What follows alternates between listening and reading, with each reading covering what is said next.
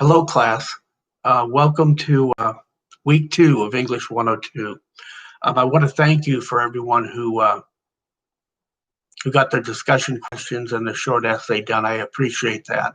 The purpose of the short essays are to kind of develop the critical writing skills and thinking skills that you're going to start using starting next week for the next couple of weeks when we work on our first formal essay, which will be a longer essay of several pages. You'll need to do research, and you'll have to develop a thesis and then related topic sentences for each of your paragraphs, a more formal type of expository writing.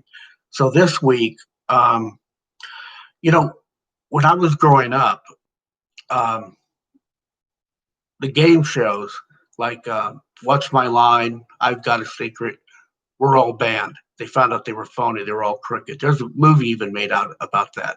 So the big thing in TV was the Western. There was Bonanza, The High Chaparral, Have Gun Will Travel, The Lone Ranger, and Tonto.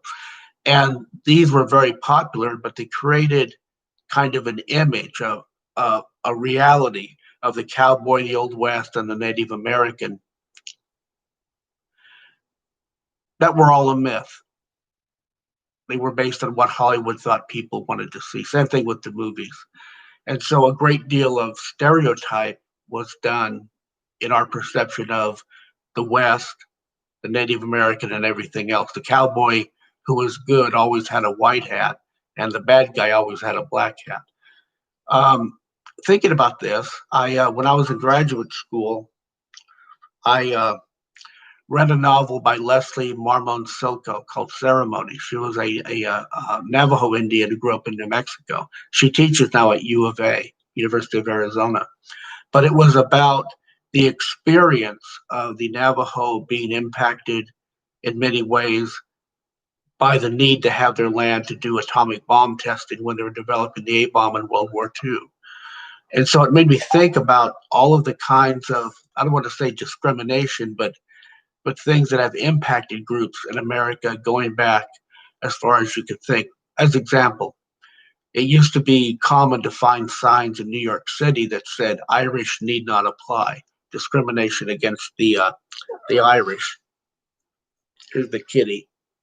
Um, After the Civil War, I believe it was McKinley signed the Chinese Exclusion Act, which forbid Chinese from uh, having citizenship or really engaging in the economy in every way, to put it shortly.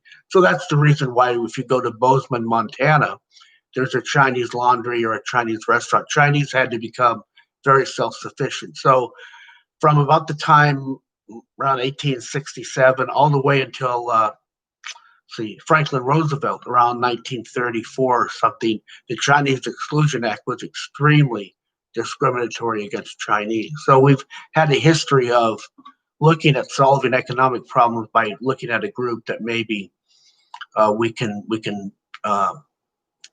discriminate against somehow, economically, socially, whatever. Um, so what I'd like you to do is I included a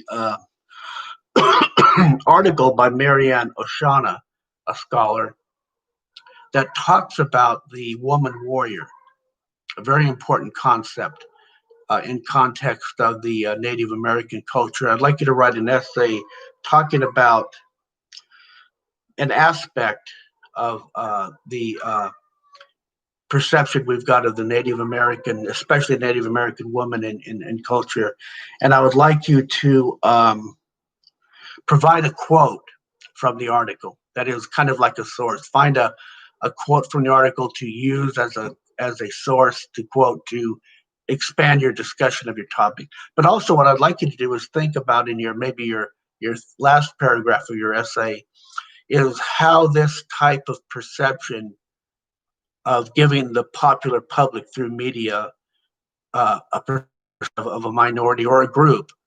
I mean, it doesn't have to be a minority. It could be people with autism. It could be diabetics. It could be people of a certain social bent or lifestyle, let's say.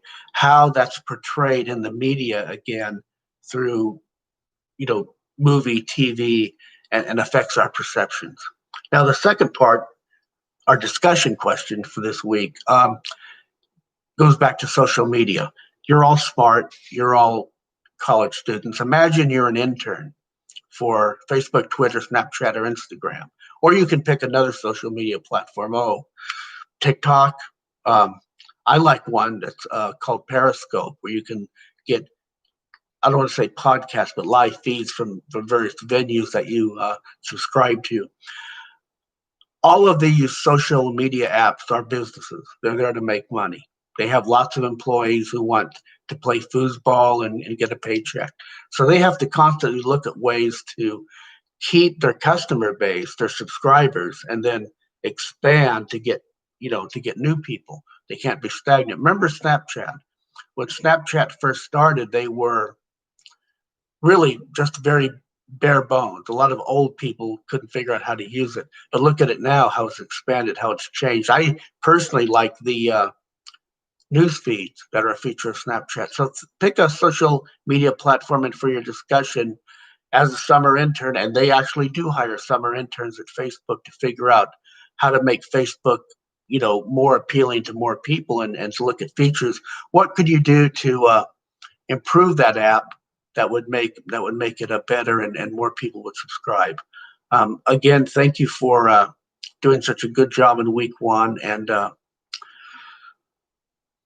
please keep up the good work. Thank you.